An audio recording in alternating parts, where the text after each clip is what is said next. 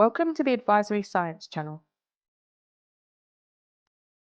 Today we're going to talk about the different states of matter. Everything around us is made of stuff called matter.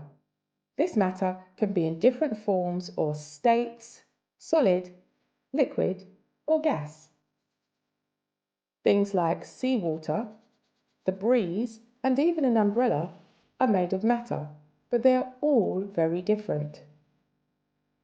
To work out the state of something, we need to look at a few things. These things are called properties.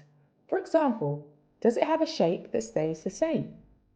What happens when we put it in a container? Can we squash it? Let's start with solids. Examples of solids are rocks, metal, and ice. A solid has a fixed shape which does not change unless a force is used to change it. Solids do not change shape when placed in a container.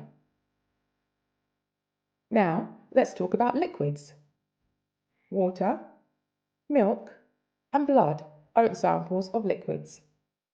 Liquids do not have their own shape.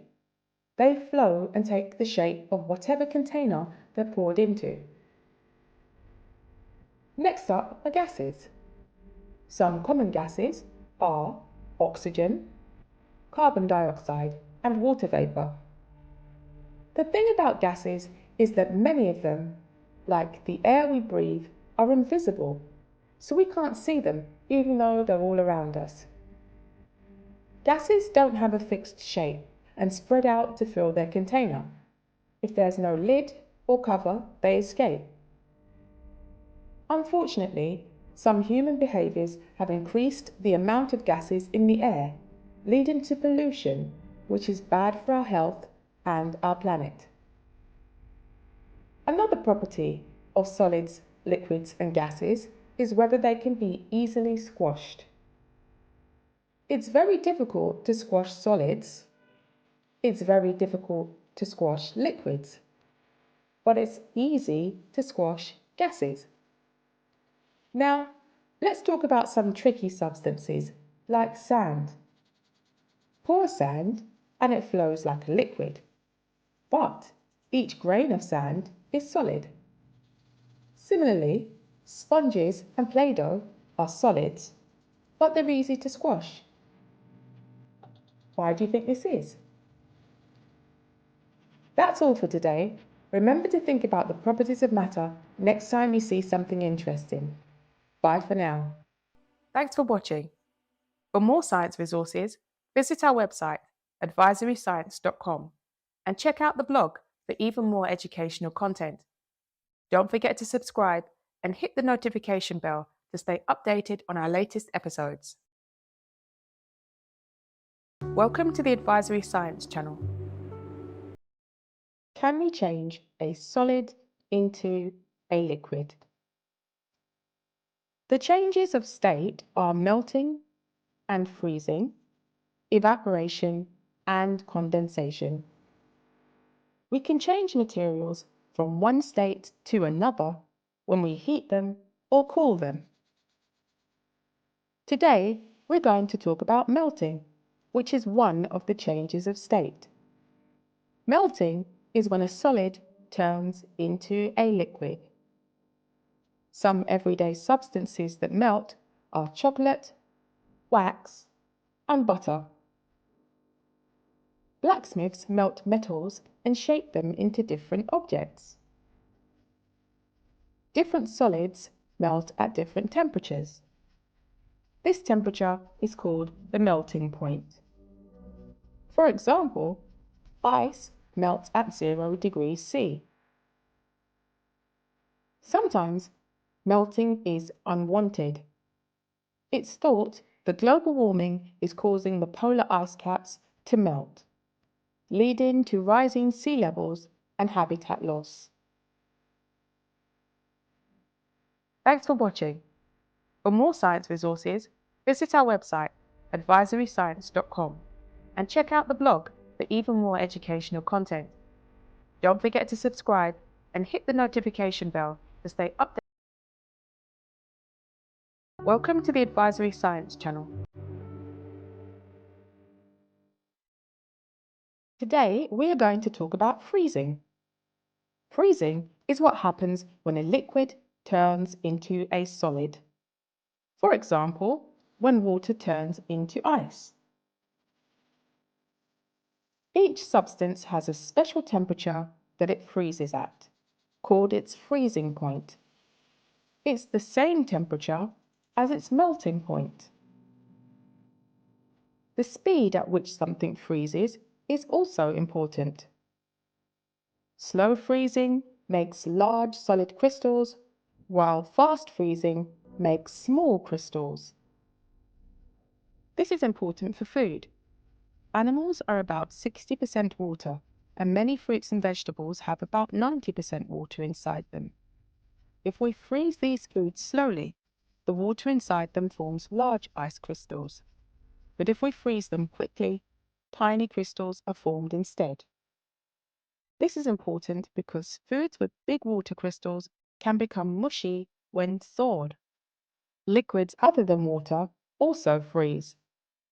When melted wax cools, it turns from a liquid to a solid. When melted chocolate cools, it too freezes from a liquid to a solid. These both happen at a higher temperature than water freezing and becoming ice, but they are still examples of freezing a liquid until it becomes a solid. Freezing can sometimes be an unwanted change. In very cold weather, we add something called antifreeze to car engines to keep them from freezing solid. If they do freeze, fixing an engine can be very expensive. Freezing can also be dangerous. In extremely cold weather, parts of our body, like fingers and toes, can freeze, which is called frostbite.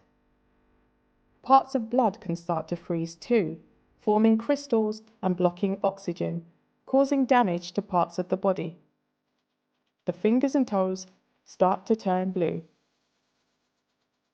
So while freezing can sometimes be a bit tricky or even dangerous, it's also very useful and important in our daily lives, from making ice cubes to keeping our food fresh. Remember to stay warm and safe in the cold and have fun exploring the amazing world of science. Thanks for watching. For more science resources, visit our website advisoryscience.com and check out the blog for even more educational content. Don't forget to subscribe and hit the notification bell to stay updated on our latest episodes. Welcome to the Advisory Science channel. Why do puddles disappear? Well, they don't really disappear, but we'll find out more in today's lesson. It's all about evaporation. When water is heated to 100 degrees Celsius, it turns into a gas called steam. This change from liquid water to steam is called boiling. Boiling is a type of evaporation. Evaporation can also happen when water slowly turns into water vapor at quite low temperatures. Let's take a look at some everyday examples of evaporation. Firstly, when we hang clothes on a washing line, the water evaporates from the wet fabric as it dries in the sun. The liquid water turns into water vapor gas.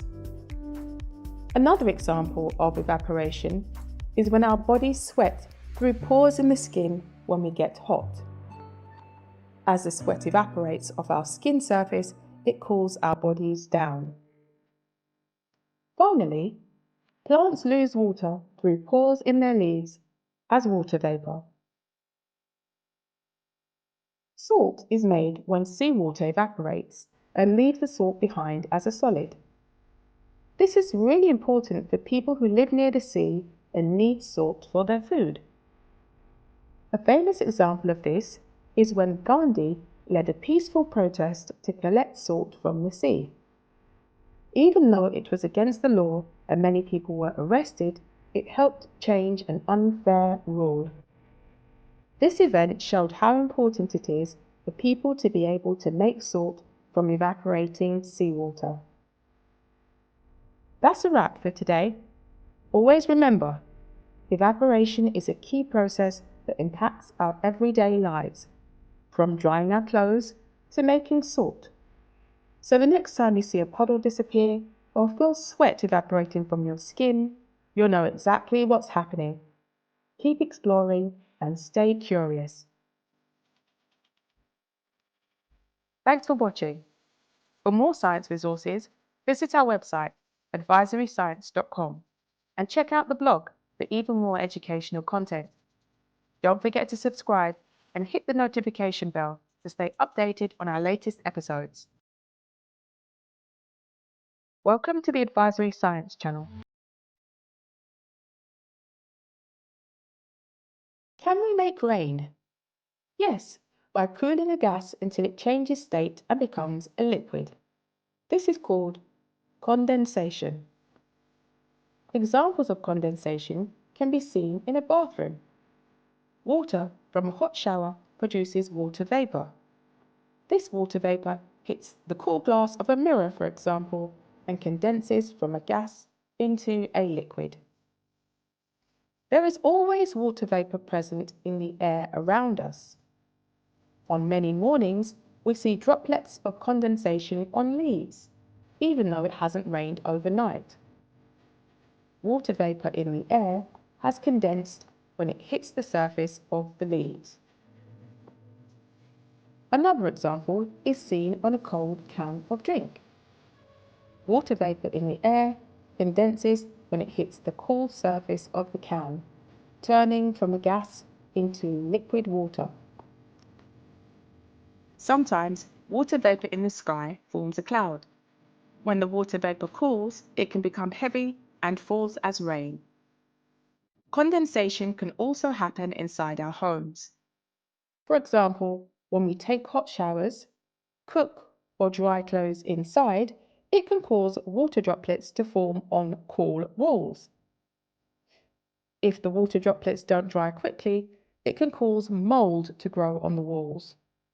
To prevent this, we can use extractor fans and open windows to reduce condensation. That's all for today. Remember, condensation is an important process that affects our daily lives and the weather. Thanks for watching.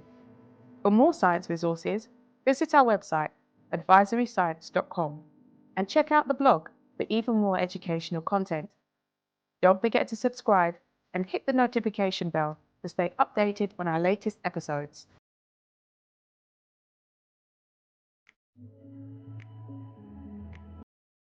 Do you ever wonder where water comes from? Let's learn about the water cycle. Water is important for life. Plants and animals need water to survive. The water cycle recycles water over and over on Earth. The sun warms up water in seas, rivers, and lakes. This makes it evaporate into the air as water vapor. Plants release water vapor into the air through their leaves. In the air, water vapor cools and forms clouds. When clouds get heavy, water falls back to Earth as rain, snow, or hail.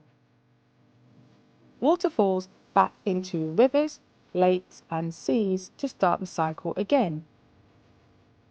The water cycle gives us the water we need to live.